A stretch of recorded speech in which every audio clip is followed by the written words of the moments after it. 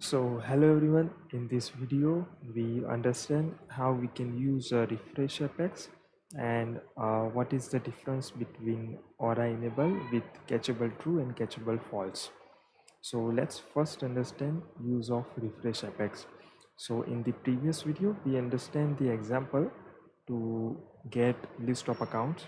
So right now we are using a wire function to get the list of account, and right now we store a complete result in the separate variable which is the account result, and then we write a condition and we store a list of account data in this variable, and using a account list we can show our data using a for each iterator, and we show and display account name and account phone here.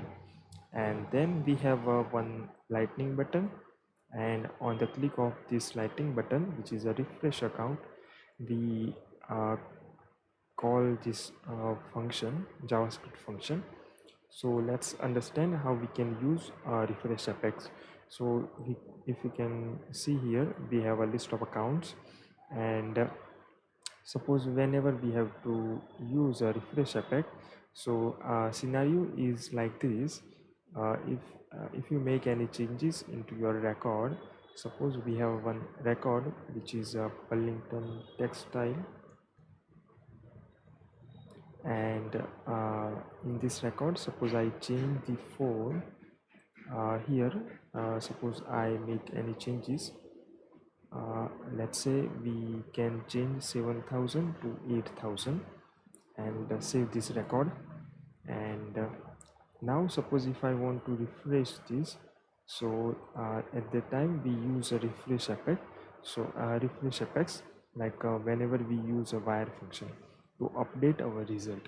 So because we are not able to implicitly invoke a wire function, so we just have to update our cache result from our database. So for that we use a refreshApex.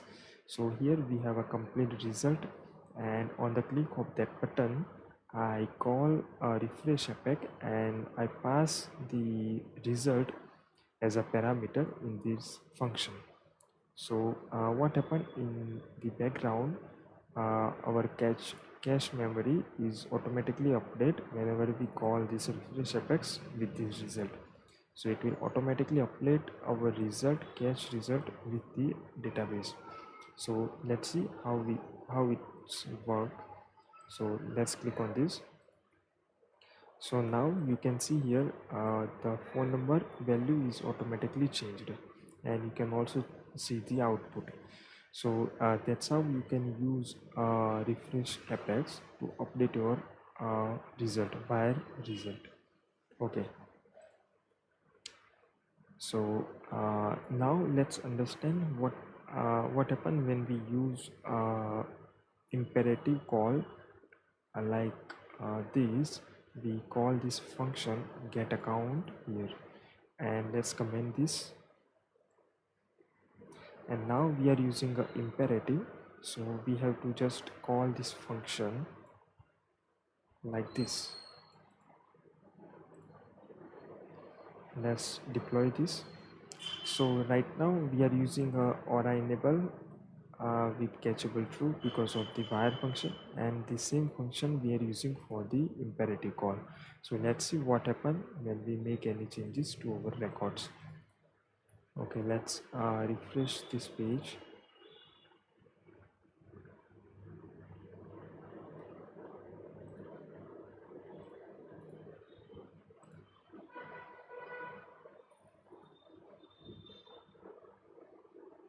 Okay, so our record is successfully received, and let's make changes once again in the font field. Suppose 9,000 here, and let's save this, and let's click on this button. So here you can see the result is like received, but the value is not updated. If you can see in the result clearly, so in the result it is fetching the old value. So why this is happening? Because of there is a AuraEnabled with the cacheable true. So what happens when you are using an imperative call, and if you want to get the record, then what happen if you are like call this method to fetch your data again, so it will not getting data from the database. It will use the cache memory and get the data from the cache memory. Okay, so whenever you are using uh, imperative call, so make sure you are always make this method as a catchable false. So let's see, uh, by making this method as a catchable false, let's deploy this. Okay, and now let's refresh our component.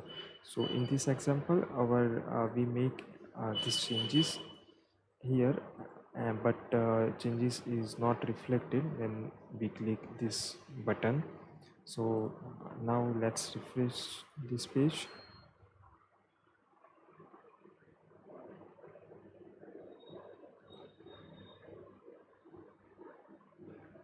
Okay, so now you can see here our changes is successfully updated, and let's make another changes, and let's see how our code is like work now. So make this as a suppose 444, save this. Now we make changes in our record, and if you want to uh, update our list of record, so let's click on this button. So now you can see here we get the updated phone number here. So if you are using the imperative call, then you have to always make sure that your method is with the catchable false. If you are using the catchable true, then you can also receive the records but with the old value.